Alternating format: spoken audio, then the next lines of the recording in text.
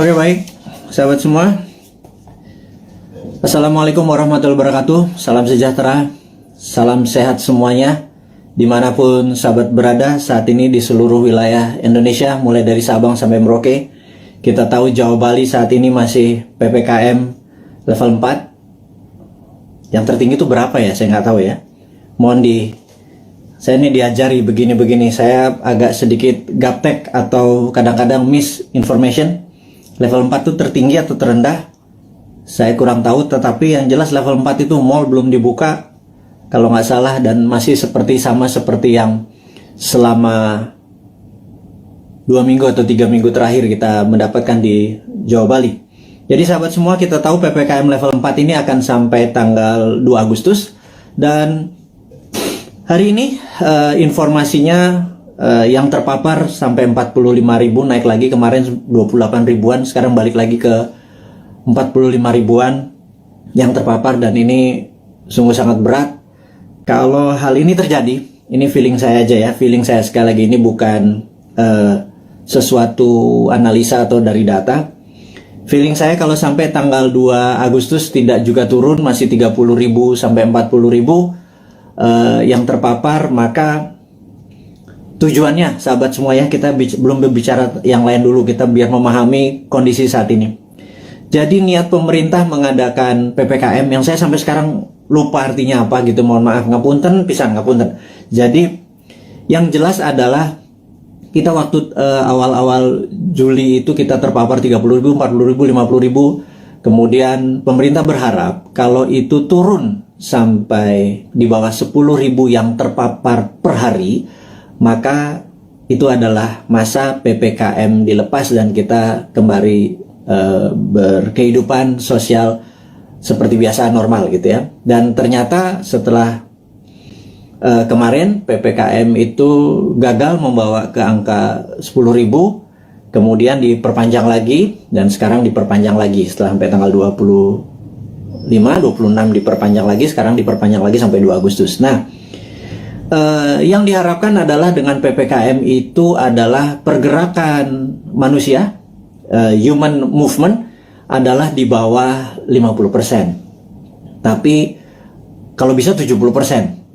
Tapi apa daya, faktanya hanya 15%, alias yang 80-an persen masih bergerak seperti biasa.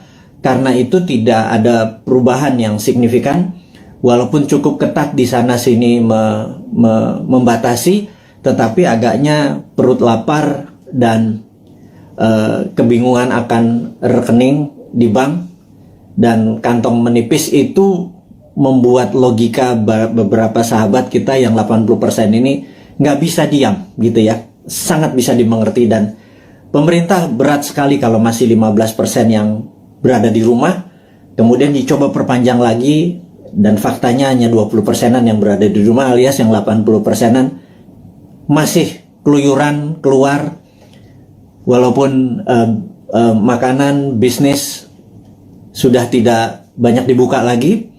Dan masukan dari beberapa teman yang dulu pada saat di rumah dia pakai Gojek, pakai GoFood, pakai pesan-pesanan online, food online, ternyata rekening bulanannya meledak. Tidak bisa juga dia belanja tiap hari pakai food online, dan ini membuat mereka mengurangi belanja online. Dan yang terjadi adalah banyak pengusaha yang pivot dari manual pindah ke digital, juga tidak dapat penjualan yang baik. Akhirnya banyak orang sekarang masak makanan di rumah. Jadi pebisnis yang tadinya pivot sebentar ternyata tidak survive juga. Itu adalah fakta-fakta yang terjadi. Jadi saya rangkum bahwa yang diharapkan adalah 50% orang berada di rumah, faktanya hanya 15%. Sampai 2 kali perpanjangan PPKM, tidak turun juga sampai di bawah 10.000, masih 40.000 yang terpapar per hari, 45.000 hari ini. Dan kalau begini terus sampai tanggal 2 Agustus, maka kemungkinan besar PPKM ini akan diperpanjang, baik itu di level 4 atau level 3, cabenya mungkin pedesannya agak berkurang. Tetapi kita harus melihat fakta, sebentar lagi 17 Agustus gitu ya. Di sini masyarakat bergerak lagi. Jadi kalau itu bergerak lagi, masyarakat bergerak lagi, itu tidak pernah turun-turun di bawah 10.000, dan berita buruknya PPKM akan berkepanjangan. Jadi saya pikir masalah pemaparan COVID dengan PPKM ini terbukti tidak efektif gitu ya. Nah, mungkin kalau di setiap rumah dikasih duit 5 juta per 2 minggu, yang di daerah terpapar PPKM per kepala keluarga, mungkin mereka semua akan memilih diam, karena kalau mereka keluar mereka didenda 5 juta gitu ya. Kalau di dalam rumah dikasih 5 juta, jadi kalau keluar rumah di charge 5 juta. Mungkin orang Indonesia tuh memang mungkin jangan-jangan nggak bisa dipanis atau nggak bisa dihukum. Yang orang Indonesia tuh cocoknya adalah diberi hadiah atau diberi insentif. Jadi ya kepada kepala negara, pejabat saat ini, ya mbok pakai alternatif kedua, jangan dilarang. Kasih aja sudah duit, kasih vitamin gitu ya. Udah lepas aja, jangan-jangan ini pakai herd immunity, mungkin ya, karuan aja. Jadi ya vaksin diteruskan, vitamin dikasih setiap rumah, duit dikasih 5 juta sebulan gitu ya. Mungkin mereka akan manut sama pemerintah dan gagasan-gagasan ini tadi. Oke. Kemudian saya juga ingin mengabarkan bahwa kita mempromosikan yang namanya kibarkan bendera putih jika Anda atau sahabat semua punya masalah keuangan, masalah kesehatan, dan tugas sahabat semua adalah menurunkan bendera putih itu dengan menolong mereka. Jadi bendera putih itu adalah tanda, bukan menyerah, bukan kalah. Itu adalah tanda Anda butuh pertolongan, gitu ya. Kita bingung kalau bendera kuning nanti di sebagian wilayah dibilang kematian, tapi di daerah Makassar putih malah dibilang kematian. Tapi ini bukan itu masalahnya. Kita hanya ingin memberi signal dari sesama untuk sesama bahwa kalau ada bendera putih naik, tanya dia, tolong dia, gitu ya. Tetapi saat ini pemerintah dan partai yang mendukung pemerintah agak sensi gitu ya. Dianggap gerakan bendera putih ini adalah gerakan politik yang menganggap kalau itu banyak bendera putihnya dianggap pemerintah ini tidak perform, dan bendera putih ini gerakannya dicoba diganti dengan memasang bendera merah putih, yaitu pejuang melawan COVID. Ini yang saya sedikit heran, kok sensitif banget sih ya pada saat orang atas nama kemanusiaan bergerak dicap mau berpolitik gitu ya. Enggak lah. Kali ini nih politik nomor 5 kali. Nomor 1 adalah humanitarian atau keselamatan sesama anak bangsa. Kalau pemerintah nggak bisa bantu, kita coba bantu dengan berkontribusi menurunkan bendera putih. Jadi bendera putih sekali lagi bukan gerakan politik. Dan kalau Anda, wahai pejabat, sekarang memutuskan untuk memasang bendera merah putih sebagai bentuk perjuangan terhadap COVID, kita dukung juga gitu ya. Bendera merah putih kita naikkan. Tapi kalau teman kita lapar, kodenya apa? Kalau ditaiknya bendera merah putih kan perjuangan gitu ya. Nah, tapi terlalu politik. Saya lagi, ini bukan politik. Nggak ada niat untuk kita yang mempromosikan bendera putih ini sebagai gerakan politik. Gerakan bendera putih adalah gerakan sosial, tidak ada niatan untuk berpolitik. Anda aja yang menjabat. Toh 2024 Anda juga selesai semua jabatannya ya. Dan saya titip ya, tolong utangnya jangan banyak-banyak, karena kami repot bayarin utang Anda gitu ya. Sekali lagi, kami nggak akan cawe-cawe kok sama Anda ya, tapi pasti kami suruh bayar gitu ya. Dan Anda ya mbok jangan nambah lagi utangnya gitu ya. Berat loh, hampir 6.500 triliun utangnya saat ini, dan pilihannya Ibu itu juga masih ngutang lagi, nambah 500 triliun lagi. Itu kalau hampir berapa ya, kalau nanti di akhir masa jabatan hampir 10.000 triliun, itu kalau bunganya 5% setahun itu 500 miliar, hanya 500 triliun hanya untuk bayar bunganya. Kasihan Pak, kita nih Pak, New Mind ini Pak, nyaurin utang gitu ya. Anda dapat nama sama pestanya, kita yang nyuci piring Pak. Ya kasihan dikit lah, kasihan dikit buat anak-anak New Mind yang nanti berkuasa ini ya Pak ya. Jadi wahai pejabat, sekarang Anda boleh lakukan apapun, tolong jangan nambah utang gitu ya. Pusing kita nanti bayarnya, anak cucu kita bayarnya. Dan tapi tenang, kalau New Mind berkuasa, Anda nggak diganggu kok, nggak ada masalah legal, nggak masalah buzzer menyerang Anda. Enggak lah, Anda aja yang pakai buzzer itu untuk membunuh karakter orang-orang yang tidak setuju. Silahkan Anda aja, kita tidak akan balas. Itu bedanya, kita akan mikul dur mendem jero, kita mendem rasa kita kita akan kelarkan ini. Tidak ada dendam di antara kita. Bahkan Anda ngutang, monggo, tapi jangan banyak-banyak, karena kita akan nyaur. Tenang ya, saya nggak yakin Anda bisa nyaur atau membayar utang tersebut, tapi New Mind bisa. Jadi sekali lagi, pesan kepada pejabat, Anda masih punya 3 tahun. Bendera putih bukan gerakan politik, bendera merah putih Anda adalah gerakan politik. Anda mau berjuang melawan COVID, kita juga berjuang melawan COVID, kita mau membantu sama, itu adalah gerakan kita. Anda nggak dukung, nggak apa-apa. Anda mau menjalankan 3 tahun lagi, monggo, silahkan, kami nggak cawe-cawe.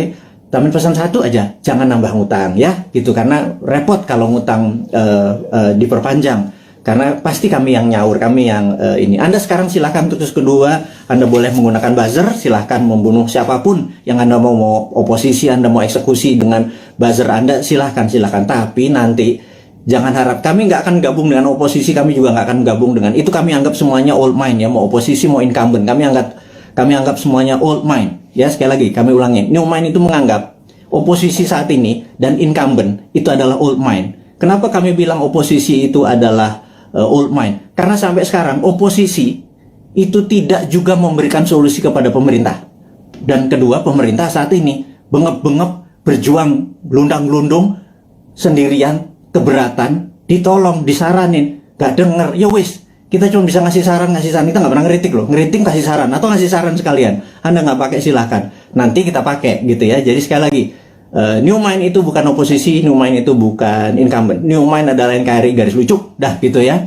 Jadi pesan kami sekali lagi kepada pejabat, jangan pernah ngutang gedean karena kasihan New Mind. Tapi kalau Anda bisanya ngutang, ya monggo, yang penting hidup ini NKRI masih tetap nyambung. Tapi kita akan semangat terus melunasi utang Anda, satu. Yang kedua adalah kita tidak akan cawe-cawe, kita nanti tidak akan punya buzzer gitu ya. Kita akan menggunakan semuanya baik, semuanya terbuka, semuanya pakai tepos seliro. Kalaupun saya nggak ngerti ya, saya mungkin nanti atau teman-teman akan sowan kepada senior-senior itu gitu ya, gimana ngurusnya waktu itu. Tapi yang New Mind tetap kita akan humble, rendah hati, dan tidak punya dendam ya. Itu kita berita yang di awal dialog malam ini, di malam Selasa di tanggal 27 Juli, di mana saat ini Santara alhamdulillah baru berusia 3 tahun, dan kami menyatakan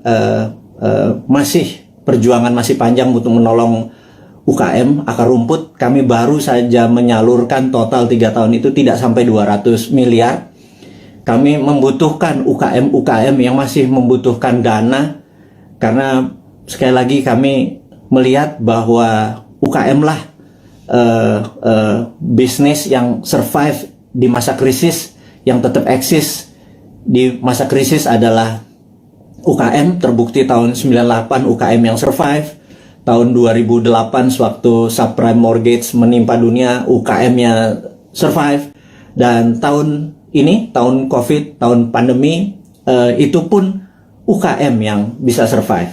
Dan kita tahu UKM saat ini dianaktirikan oleh old mind, karena kita tidak bisa minjam kredit dibatasi, hanya daerah-daerah tertentu, harus punya jaminan dan lain sebagainya. Kalau sahabat punya masalah keuangan dan perlu pendanaan, Anda mau scale up, Anda mau meningkatkan penjualan, mau menambah cabang, apapun itu, yuk UKM datang. Kami, Anda mendaftar hari ini 10.000 UKM pun Santara bisa menelan dan membantu itu semua. Kami akan gulung komeng kerja keras seperti pemerintah saat ini membantu rakyatnya. Kita membantu sisi UKM-nya saja. Kami siap, dan kami tadi rapat semua di keluarga besar Santara untuk mulai hari ini, tanggal 27 Juli 2021, 3 tahun usia Santara.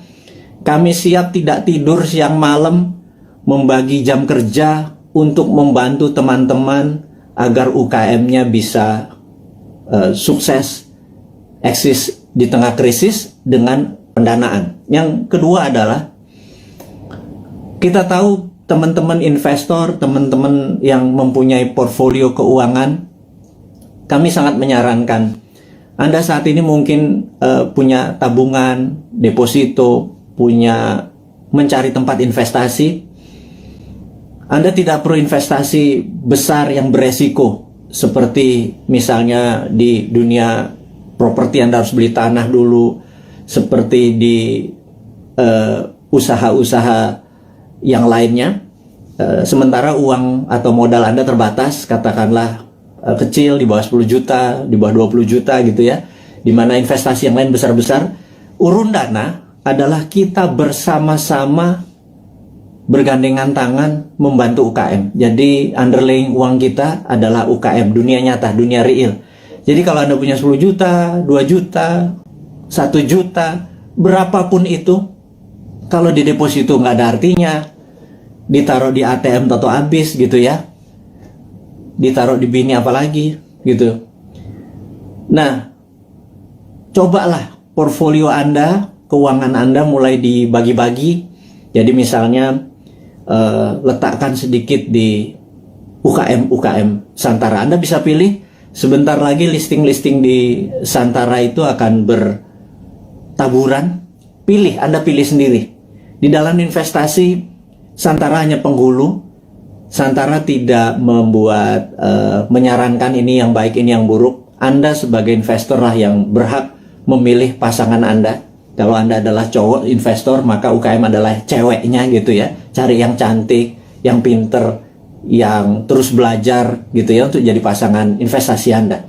Jadi saya sangat sarankan kalau Anda berminat menjadi investor di Santara, hubungi nanti di IG-nya Santara, ada nomor investor. Kalau Anda mau invest, Anda nggak usah pikir, wah saya nggak punya duit 100 juta, kita nggak butuh.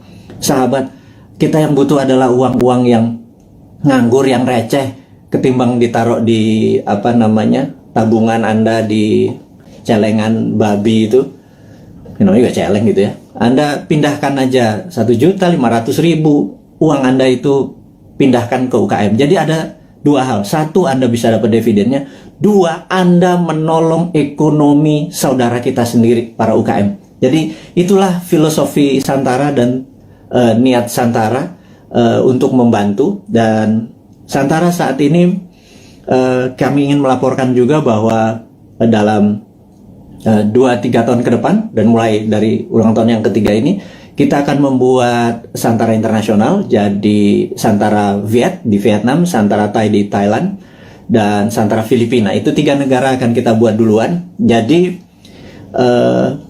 kita ingin Santara ini go internasional. Itu kita udah siapkan, kita udah ada mitranya. Jadi bukan hanya Gojek bisa di Vietnam, Santara pun bisa. Karena Santara punya keunikan, ini adalah equity crowdfunding pertama di Indonesia dan terbesar. Dan kita bercita-cita ingin menjadi yang terbesar di ASEAN atau di regional. Dan ini hanya membuktikan bahwa Indonesia bukan jago kandang. Indonesia di bawah New Mind itu ekspor kita. Buktinya Santara, karena di Vietnam, di Thailand, dan di Filipina tidak ada. Jadi kita go global, company kita dari sana ya dong untuk dong ya. Jadi Vietnam untuk Vietnam, Thailand untuk Thailand. Dia hanya pakai softwarenya kita. Dan mereka sangat antusias sekali. Nah, bayangkan kalau nanti ada 10.000 perusahaan Vietnam listing di Vietnam, tapi di Indonesia cuma 1.000. Yang ada masalah adalah orang Indonesianya. Orang Indonesia akan mikir kali ya. Banyakan mikir, banyakan analisa, kepinteran kali ya, jangan-jangan. Karena itulah saya pikir ke depan, mbok kurangi mikir gitu ya. Berprasangka baik, banyak baca, terus banyak berdiskusi yang sehat. Jangan ngikuti buzzer nggak buat kita pinter gitu ya. Buzzer membuat kita hanya jadi kuda-kuda terus, curiga terus gitu. Jadi sahabat semua, kita lanjut lagi. Santara Go Internasional ini dikawal oleh seorang profesional yang khusus untuk melaksanakan di bidang internasional ini, dan kami serius sekali untuk membuat Santara menjadi perusahaan regional gitu ya. Kemudian ada lagi yang menarik, Santara adalah satu-satunya yang maaf agak meler ini. Jadi Santara satu-satunya saat ini yang siap dengan secondary. Secondary itu begini. Kalau Anda invest, Anda ingin exit, itu exitnya bisa di secondary. Jadi investasi itu ada dua. Satu dari dividen. di mana Anda dapat benefitnya, dividen. Dua adalah kenaikan dari nilai saham tersebut. Dan kenaikan nilai saham tersebut bisa Anda lepas di mana? Di secondary market. Jadi kalau Anda misalnya saat ini di IDX atau di Bursa Efek Indonesia, Anda membeli saham katakanlah BCA gitu ya, harganya lupa saya sekarang berapa, 30.000 atau 29.000 kali. Begitu Anda membeli, suatu hari harganya menjadi 30.000 atau 31.000, ada untung 1.000-2.000 perak. Anda selain dapat dividen dari BCA, Anda juga bisa exit, dapat 1.000 atau 2.000 rupiah per lembar saham yang Anda beli. Jadi Anda dapat capital gain-nya gitu ya. Nah, capital gain itu eksekusinya ada di secondary market. Jadi kalau Anda sekarang pemain kripto, Anda doge, Anda beli Bitcoin di harga dari langit, misalnya 100 juta, sekarang harganya 101 juta, Anda jualan untung 1 juta. Itu namanya secondary market. Anda melepas secondary market. Nah, sebentar lagi Santara akan meluncurkan secondary market. Izin kita dari OJK sudah lengkap. Jadi bisa dibayangkan, saat ini ada 1 juta sahabat kita yang bermain di kripto gitu ya. Uangnya tentunya saham-saham internasional. Koin-koin yang Anda main adalah koin internasional, jadi uang Anda sebenarnya menguntungkan negara lain. Terus kemudian di Bursa Efek Indonesia juga ada sekitar 1,2 juta investor yang setiap hari ada di floor saham untuk jual beli sahamnya. Dan kita berharap sewaktu Santara secondary-nya dibuka, itu adalah teman-teman yang portfolio keuangannya tadi bermain mengharapkan capital gain, Anda bisa menolong UKM karena yang Anda beli adalah saham UKM. Benar-benar ada sektor realnya, yaitu membantu sahabat UKM di Indonesia. Dan apa yang terjadi kalau di Vietnam, Thailand, dan Filipina kita bisa bersama-sama, ini terlalu mulus kalau kita bilang sekarang ya. Anggap 3-4 tahun lagi lah sampai 2026, 2027. Itu kita akan menjadi the biggest bursa UKM di dunia. Dan ini akan membuktikan bahwa Indonesia sekali lagi bukan jago kandang. Indonesia memang layak 2045 menjadi superpower country. Sekali lagi, Indonesia tahun 2045 layak menjadi superpower country. Sayangnya saat ini ya, sudah 20 tahun kita dipimpin oleh 3 kepala negara. Kita belum juga per hari ini menjadi negara superpower ya. Saya sengaja membuat kata-kata ini untuk semua berpikir, bukan mengkritik, bukan ngeledek, bukan nyinyir, tetapi sebuah realita. 3 tahun kita dengan Ibu Mega, kemudian 10 tahun kita dengan Pak SBY, kemudian ditambah saat ini Pak Jokowi 7 tahun. Jadi total 20 tahun. Pertanyaannya, apakah Indonesia sudah menjadi negara superpower dalam 20 tahun? Jawabannya, kita masih negara pengimpor, kita masih negara penghutang, kita masih bergantung yuan dan dolar. Apakah itu dikatakan negara superpower? Gitu ya. Defisit neraca perdagangan kita sama Tiongkok membesar gitu ya. Produsen kita juga bukan barang-barang yang nilai tambah, tetapi masih bahan baku atau komoditi. Apa yang terjadi? Ini loh yang kita mau tanya. Wahai sahabat semua, yuk kita mikir bersama ya. Kita mikir bersama. 20 tahun kita sudah dipimpin oleh pemimpin besar. Ibu Mega adalah pemimpin wanita yang powerful. Pak SBY gitu ya, juga sangat powerful. 10 tahun dia memimpin. Kemudian Pak Jokowi juga sangat powerful. Sudah 7 tahun dan masih 3 tahun lagi. Total 20 tahun saat ini. Pertanyaannya kita, apakah sudah jadi negara superpower? GDP per kapita waktu Bu Mega itu adalah 1.700. Kemudian sama Pak SBY dibikin sekitar 3.700. Kemudian saat ini Pak Jokowi naik 15% lah. 7 tahun naik 15%. Jadi sekitar 4.000-an gitu ya.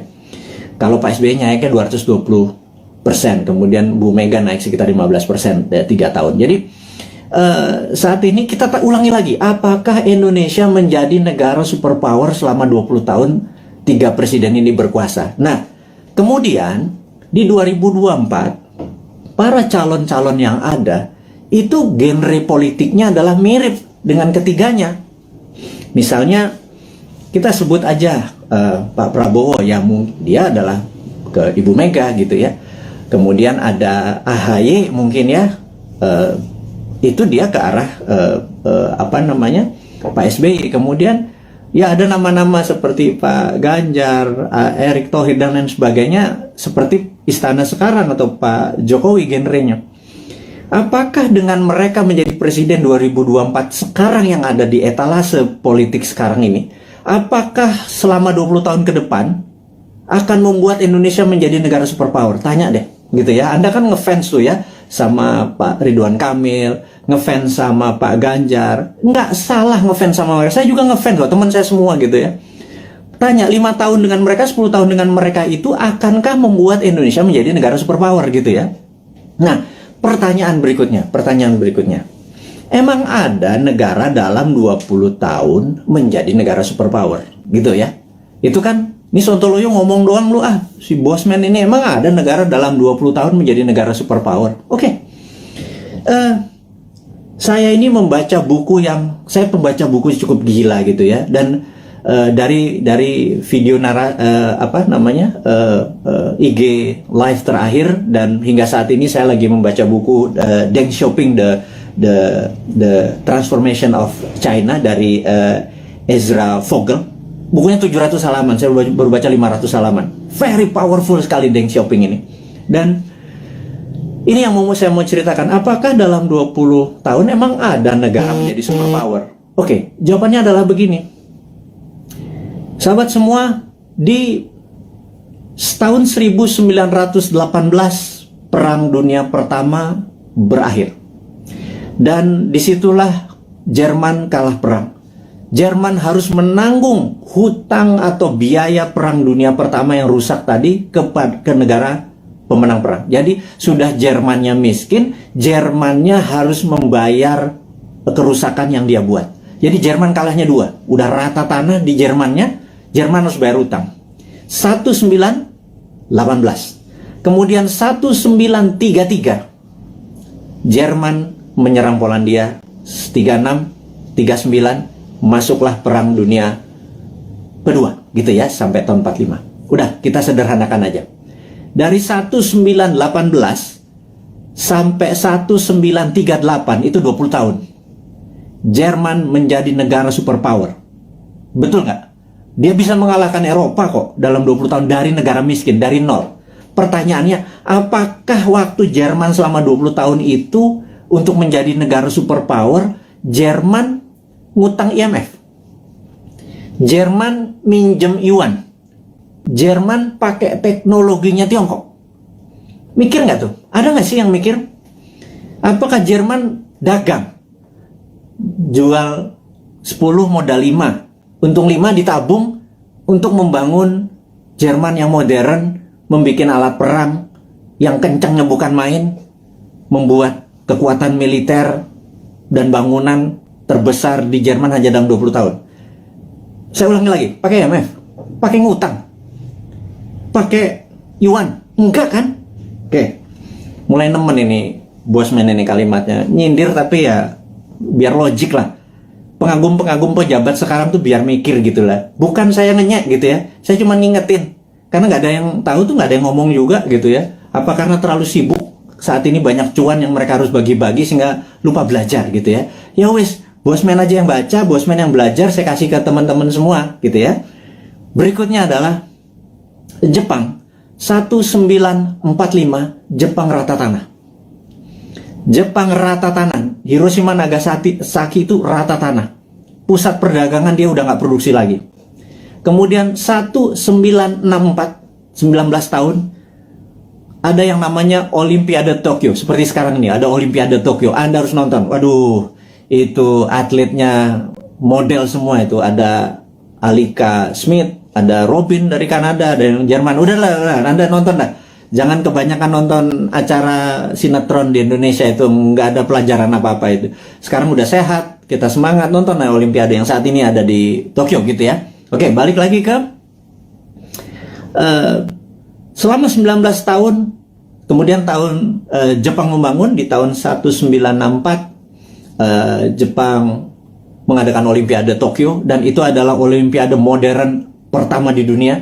Atlet-atlet yang datang ke sana terkagum-kagum, kok bisa Jepang menjadi negara yang sangat maju gitu ya dalam tahun 64 itu. Dan kemudian tahun 80-an alias 20 tahun setelah itu, kita bicara tahun 80-an, ada Sony, ada Toyota, itu menguasai dunia seperti China sekarang. Jadi ternyata bisa tuh menjadi negara superpower dalam 20 tahun gitu ya. Nah, kemudian tahun 79 Tiongkok jangan tanya, Tiongkok rata tanah. Mao Zedong itu merusak semuanya, membakar orang-orang pinter, buku dibakar. Sampai orang yang Mao Zedong tidak sukai berkuasa atau mendapat kesempatan memimpin yang namanya Deng Xiaoping. Deng Xiaoping ini dalam pidatonya sering mengucapkan kata-kata demokrasi, sangat menarik.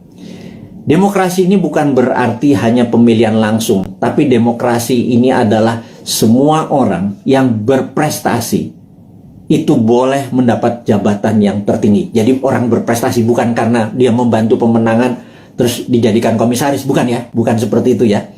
Jadi benar-benar berdasarkan merit atau prestasi, namanya meritokrasi. Nah, demokrasi ini adalah membebaskan semua orang yang berprestasi untuk menduduki jabatan penting. Nah, Deng Xiaoping memepet Ronald Reagan di tahun 80-an, dan Amerika banyak membantu Deng Xiaoping yang mengatakan dia akan mengikuti apa yang negara demokrasi mau. Ini yang saya bilang dia main tiga kaki. Kemudian dia harus memilih, dia berpihak ke Rusia, Soviet, atau ke Amerika. Dia main dua kaki. Ke Soviet sesama komunis, ke Amerika pura-pura ikut demokrasi.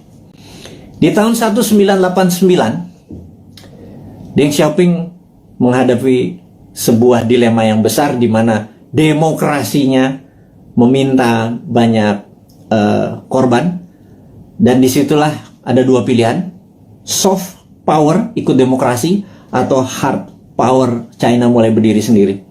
Akhirnya Deng memilih pilihan kedua. Disikat 10.000 mahasiswa di Tiananmen Square, dan disitulah muncul Tiananmen Papers. Jadi efeknya adalah seluruh investor keluar dari Tiongkok pada saat itu. China alone, China sendirian. Di tahun 89, para petinggi PKC, Partai Komunis Cina, memutuskan fuck IMF. Nah, kalimat gue ngomong gini nggak apa-apa ya. Kemudian dia mengatakan waktu ada Tiananmen, Gorbachev itu ada di Tiongkok. Deng Xiaoping di bukunya bilang Gorbachev goblok katanya gitu. Nah, akhirnya benar, perestroika dan glasnosnya Gorbachev merubuhkan Uni Soviet gitu ya. Sementara Deng Xiaoping dengan protokol Tiananmennya membuat China 89 ya, sendirian, semua ditinggalin sama perusahaan-perusahaan asing. Dia mulai memprinting renminbi dengan yuan dan lain sebagainya, itu udah saya lama ceritakan. Puncaknya adalah tahun 2008 pada saat Olimpiade Beijing. Jadi tahun 1989 sampai 2008 adalah 19 tahun. Oke, kita buletin aja. 20 tahun. China menjadi negara superpower. Sekali lagi, sejak saat itu sampai sekarang 20 tahun kemudian 2013, China punya policy mulai ofensif, mulai menyerang, mulai keluar untuk membuktikan kedikjayaannya dia. Selama 3.000 tahun, Tiongkok adalah negara trader terbesar di dunia. 200 tahun terakhir, Eropa masuk ke Shanghai, ke Beijing, dikasih narkoba, opium, membuat goblok orang-orang Tiongkok, dan membuat Deng Xiaoping bilang, kita harus merebut balik. Kemudian apa yang terjadi 20 tahun setelah tahun 89, tahun 2008 adalah puncak ekonominya Tiongkok, dan sekarang dia terus berjalan. 20 tahun kemudian, dalam 40 tahun, Tiongkok kembali menjadi negara trading terbesar di dunia dan negara kedua terkaya setelah Amerika. Sekali lagi, sahabat semua, ini membuktikan bahwa dalam 20 tahun harusnya Indonesia bisa menjadi negara superpower. Setidaknya road to become superpower country. Nah, 3 tahun Bu Mega, 10 tahun Pak SBY, dan 7 tahun Pak Jokowi, dia sudah do the right thing. Sekali lagi, sudah do the right thing. Ke depan, 20 tahun ke depan, sampai 2045, Indonesia untuk menjadi negara superpower, apakah genre old mind Anda masih mau pakai? Kalau Anda pakai ya silakan, karena ini kan demokrasi, gitu ya. Tetapi kalau Anda mau memakai new mind, ini persis seperti apa yang Tiongkok lakukan, seperti Jerman lakukan, seperti Jepang lakukan. New mind punya konsepnya. Monggo, yang menjadi presiden yang sekarang ada di etalase, monggo. Tetapi kalau mau pakai konsepnya new mind, kita sudah lengkap. Inilah sahabat semua, sahabat-sahabat Bosman, kaum Sontoloyo dari Republik Sontoloyo ini. Saya minta Anda semua sekarang mempromosikan ini semua. Bukan karena Bosman mau jadi presiden. Enggak, lupakan. Enggak penting. Yang penting kita cuma sejahtera. Untuk sejahtera itu harus punya konsep menjadi negara besar di tahun 2045. Gitu ya. Nah, untuk itu sekali lagi sangat rinci. Gimana caranya? Yaitu contohnya adalah kita tahu UKM saat ini 97% angkatan kerja itu adanya di UKM. Saya ulangi lagi. 97% angkatan kerja itu ada di UKM. Gara-gara pandemi, 9,7 juta sahabat kita menganggur. Karena Pak, UKM yang terpukul. Berikutnya, UKM saat ini belum menjadikan karpet merah difasilitas oleh pejabat negara. Karena kita belum bisa berdaulat UKM itu. Padahal ada lebih 50 juta UMKM ya, dari mikro, kecil, menengah, yang menghidupi 97% angkatan kerja. Jadi, kalau angkatan kerja ini mau mendapatkan lapangan kerja, bukan perusahaan besar yang dikasih pendanaannya, tetapi perusahaan UKM, gitu ya. Nah, Santara saat ini hadir untuk membuktikan bahwa konsep new mind itu berjalan. Dari kita untuk kita, dari sesama untuk sesama. Ingat, bendera putih adalah dari sesama untuk sesama. Kita nggak perlu IMF, kita nggak perlu Yuan, kita nggak perlu Jepang, kita nggak perlu Amerika, kita nggak perlu Tiongkok. Setuju ya? Dari kita untuk kita, itu bendera putih. UKM juga harusnya dari kita untuk kita. Jadi investor receh masuk 2 juta, 200 ribu, 500 ribu. Tolong angkat itu UKM. Ada jutaan UKM yang mau kita angkat. Ada jutaan sahabat kita juga punya duit nganggur gitu ya. Gabungkan semua. Santara hanya platform. Santara bukan membuat UKM besar. Yang buat UKM besar ya para UKM-nya. Yang buat kaya adalah investor itu pilih UKM yang benar. UKM itu marginnya itu jauh lebih besar dari perusahaan-perusahaan besar. UKM itu untungnya bisa 30%, 40% gitu ya. Dan inilah yang saya harapkan teman-teman portfolio keuangan Anda. Sekali lagi, bagilah kalau Anda punya 10 juta, 9 juta Anda taruh dimanapun boleh. 10%-nya taruh deh di UKM. Anda membantu UKM, 10% membantu UKM. Kalau saat ini uang beredar adalah 6.000 triliun, 10%-nya masuk ke UKM atau 60 triliun. 60 triliun itu untuk menghidupi UKM itu adalah dari kita untuk kita. Itu kita negaranya berdikari, nggak kita jadi ekspor, kita nggak ngutang gitu loh. Nah, sahabat semua, di ulang tahun Santara ketiga dengan berapi-api si Bosman Sontoloyo ini, ngapunten minta izin tanpa niat menyinggung siapapun, tetapi kita mengkritik diri kita sendiri bahwa yuk 20 tahun kita ucapkan terima kasih kepada pemimpin-pemimpin kita yang telah membawa kita ke saat ini, kita masih utuh negaranya. Dan ke depan kita harus mempunyai konsep baru. Konsep baru ini adalah yang kita akan lakukan adalah membangun akar rumput, gitu ya. Membangun akar rumput ini adalah bisnis akar rumput kita bantu, adalah investor akar rumput kita bantu. Jadi itu adalah informasi. Dan ini terakhir berita internasional. Jadi ada 3 step tadi ya, lokal tentang pandemi, bahwa kita belum melihat pandemi ini akan berakhir sampai habis 17 Agustus sampai Agustus, belum melihat. Kalau ditambah tadi masih itu, jadi kita harus melakukan strategi-strategi. Tetapi, nah ini kita harus bicara tidak selalu sisi negatifnya. Selalu setiap hoax itu ada key, setiap jatuh itu ada naik gitu. Setiap jatuh pasti ada peluang. Nah, sahabat semua, kita mau mengingatkan bahwa kapan moment of greatness dari Indonesia itu? Moment of greatness adalah mulai Oktober 2022. Bukannya jauh ya, itu angka dekat sekali. Kenapa? Karena G20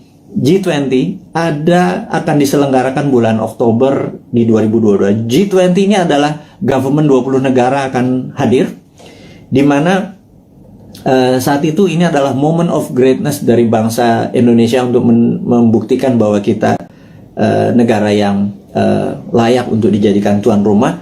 Dan pada saat itu kita harus menyiapkan, sahabat semua, menyiapkan sesuatu untuk momen sebesar ini itu tidak semalam atau 2 malam.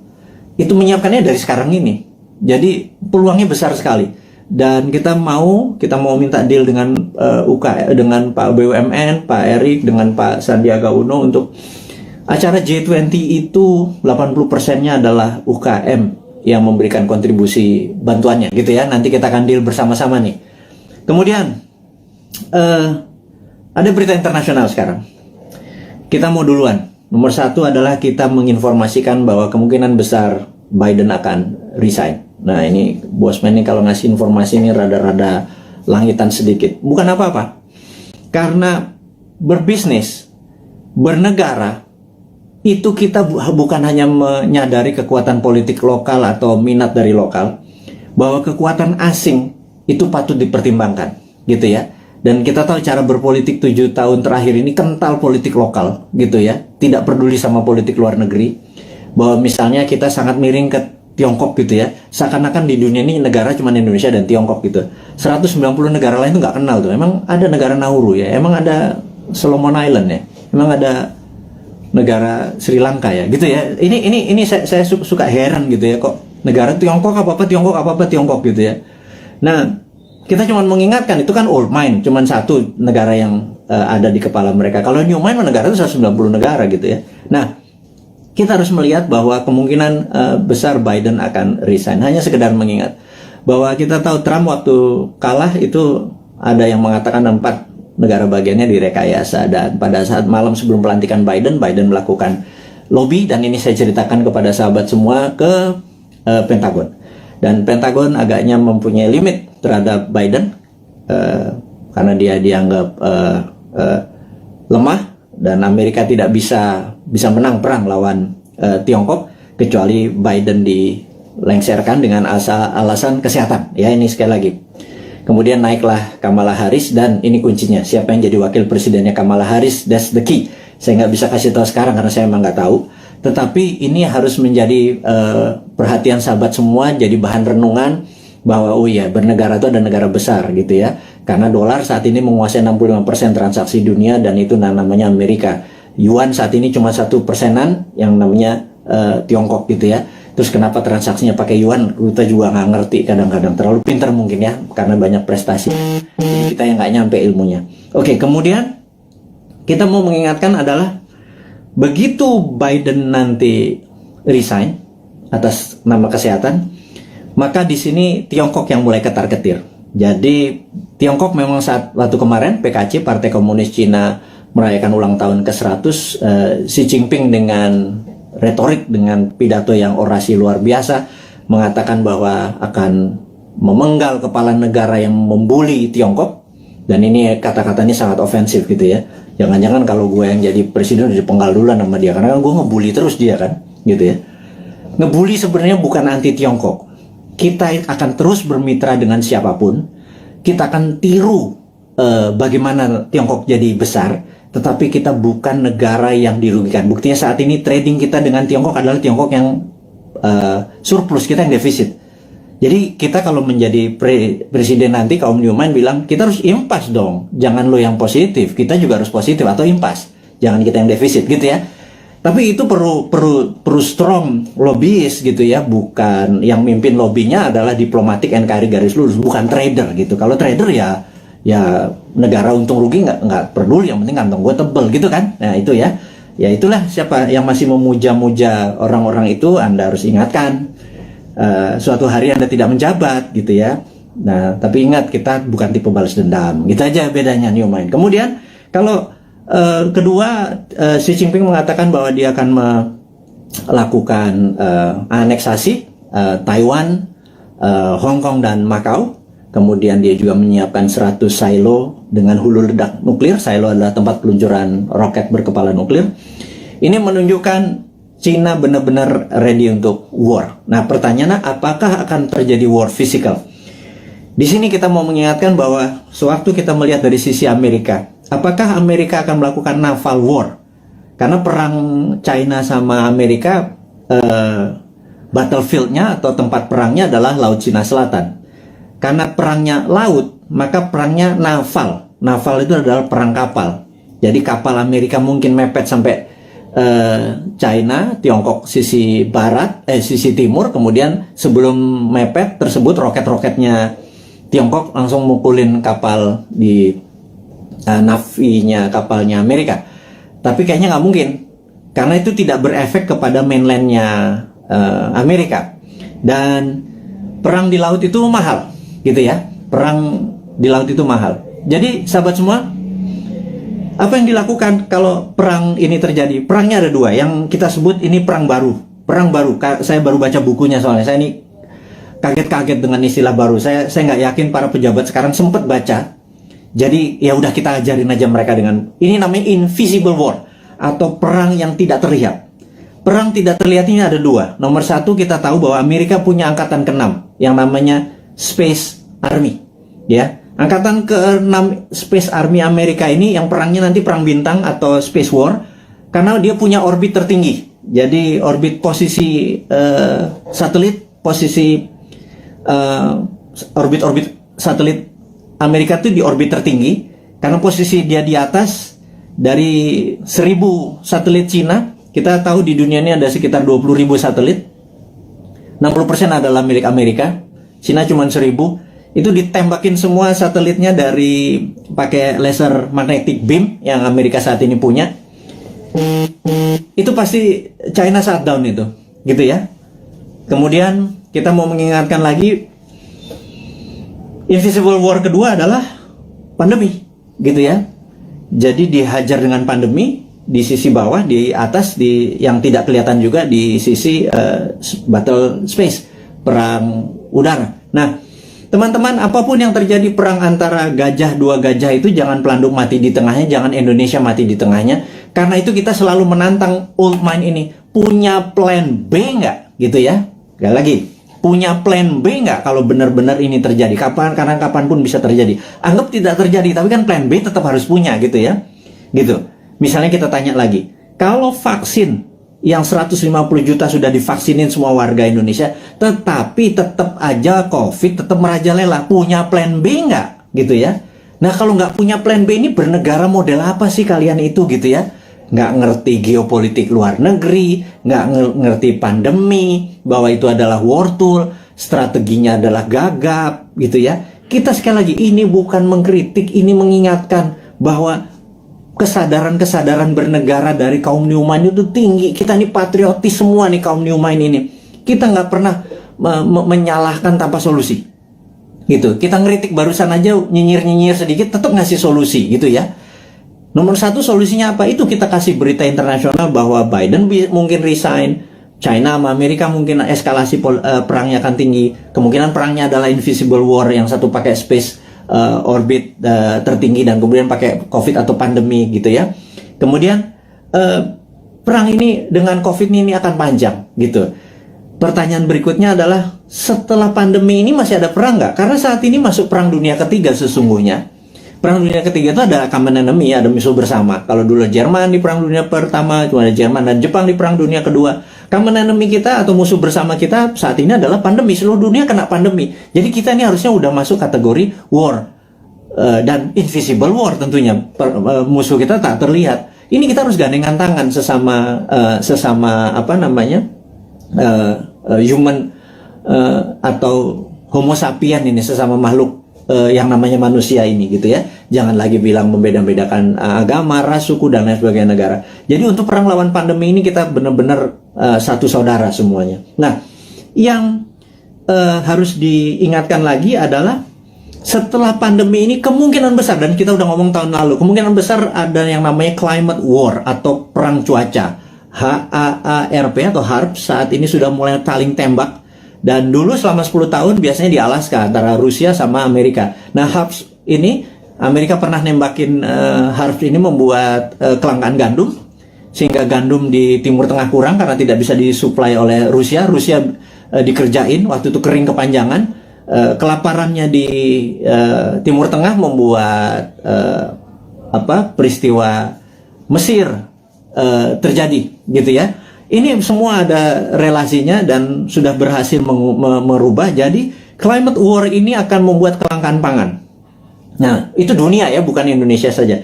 Indonesia ini punya kelebihan, yaitu punya 2 musim. Musim hujan, lupa gua. Musim durian juga masuk harusnya ya. Musim kawin segala macam, lupa gua. Jadi bukan musim hujan dengan musim kemarau saja. Indonesia ini 90% wilayah yang mengandung air, H2O maksudnya. Kemudian alamnya ada vulkanik, tektonik, dengan setiap saat Allah memberikan, alam memberikan pupuknya. Kemudian kita juga memiliki laut yang menghasilkan ikan. Kita ini komplit sehingga Indonesia bisa menjadi, seharusnya kalau di bawah New Mind nanti, Indonesia menjadi the biggest food country. Kita akan banyak membangun food estate. Itu adalah solusi. Dimana pada saat selesai pandemic war, perang ini, kita akan menghadapi perang cuaca atau climate war, dan kita harusnya menjadi rule the world dengan cara itu. Jadi 2045 Indonesia benar-benar menjadi negara superpower gitu ya. Itu kita kasih bocoran-bocoran seperti ini terus untuk mengingatkan bahwa udahlah 20 tahun ke depan bisa Indonesia menjadi superpower, tetapi tidak bisa dengan cara old mind, dengan cara new mind. Ini loh konsepnya new mind. Kita berikan papersnya, kita berikan konsepnya, kita berikan orang-orangnya juga. Kalau Anda nggak, ini kita sepaket kok. Kita sering diskusi, kita banyak, ada sekitar 50-an sahabat-sahabat Bosman, berapa profesor segala macam. Terus saya bukan sendirian. Mana mungkin sih saya bisa buat video setiap hari segitu banyak, dan ilmunya adalah ilmu terupdate. Itu kalau nggak dengan profesor-profesor yang berada di sekeliling saya yang benar-benar mencintai tanah air ini dan benar-benar memahami geopolitik dan geostrategi. Itulah para kontributor yang terus membuat New Mind selama 3 tahun ke depan menjadi pinter. Yang saya harap sih sebenarnya saat ini kan masih 3 tahun, yang old mind minggir, sekitar 30 menteri minggir, menteri-menteri New Mind masuk gitu ya. Tapi ya benar-benar harus versinya New Mind. Nomor 1 misalnya BI kita bubarin, di bawah masuk di bawah Menteri Keuangan, jadi Dirjen Moneter gitu ya. Waduh, kalau kayak gitu mah waduh, kita printing money, kita kasih ke UKM produksi tentunya, bukan UKM non produksi, UKM produksi dulu supaya nggak terjadi inflasi. Inflasi adalah kalau uang beredar tidak sama dengan produksi. Jadi uang beredar harus sama dengan produksi. Berapapun uang dicetak selama produksinya sama, tidak ada inflasi. Kecuali ilmu lama ya, ilmu supaya kita ngutang terus dengan IMF itu nggak boleh printing money. Yaitu ilmunya old mind. Monggo silahkan, masih 3 tahun lagi. Atau mau sekarang mau dibantu sama kita boleh. Minggirlah 30 orang itu, atau minggir semua kabinetnya. Masuklah generasi New Mind ini. Nah kalau enggak ya udah kita nunggu 3 tahun lagi. Tapi sekarang selama 3 tahun kita minteri 200 juta saudara kita debat ilmunya New Mind dengan Old Mind, kita debat, kita buka. Dan sahabat semua, Anda adalah pahlawan-pahlawan 4.600 ini orang yang mendengarkan Bosman saat ini. Anda adalah orang-orang yang luar biasa yang punya ilmu ini, yang saya yakin Anda berdebat dengan siapapun, Anda udah punya basic ilmunya yang luar biasa. Nah, terakhir saat ini informasinya sahabat semua, entah bagaimana di YouTube itu banyak sekali cerita tentang Satrio Piningit gitu ya. Ini saya mau meluruskan lagi. Satrio Piningit adalah dulu Jayabaya menyatakan pada saat ada goro-goro, dan corona ini dianggap goro-goro yang meruntuh lantakan dunia, ini akan muncul Satrio Piningit atau Satrio yang dipingit gitu ya, dipingit, diumpetin gitu ya. Dan ada yang mengatakan Bosman ini video-videonya dia keluar tapi orangnya nggak keluar. Ini jangan-jangan Satrio Piningit. Saya bilang ini kurang ajar ini. Saya bilang jangan pernah menyebut Satrio Piningit itu Bosman. Nggak ada urusan, sekali lagi. Saya nggak pengen disamakan karena niat saya bukan begitu gitu ya. Terus ada yang bilang bahwa Pak Soekarno itu Jawa Timur atau Majapahitan, Pak Harto Jawa Tengah atau Mataraman gitu ya. Kemudian Pak SBY adalah Jawa Timuran, Majapahitan, Pak Jokowi Jawa Tengah, Mataram. Sekarang sudah masanya balik lagi ke Jawa Timur, Majapahitan, Bosman arek Jawa Timur, terus cocok Majapahitan. Saya bilang lo gila, lo analisa kayak gitu jangan ya.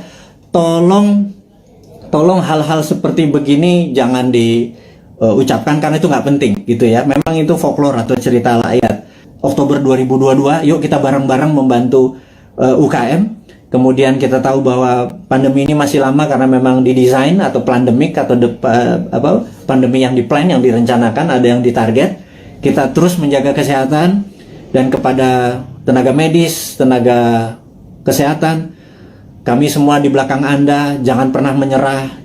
Terima kasih Anda sudah memberikan hati Anda, tenaga Anda. Saya dan kami cuma bisa mendoakan bahwa terbaik buat Anda, keselamatan buat keluarga Anda, terus menjaga kesehatan. Dan kepada sahabat semua di Indonesia dan dimanapun Anda berada, kaum NKRI garis lucu ini, teruslah mendoakan kita supaya menjadi yang terbaik, saling membantu sesama. Hairul kalam, saya ucapkan terima kasih. Wassalamualaikum warahmatullahi wabarakatuh.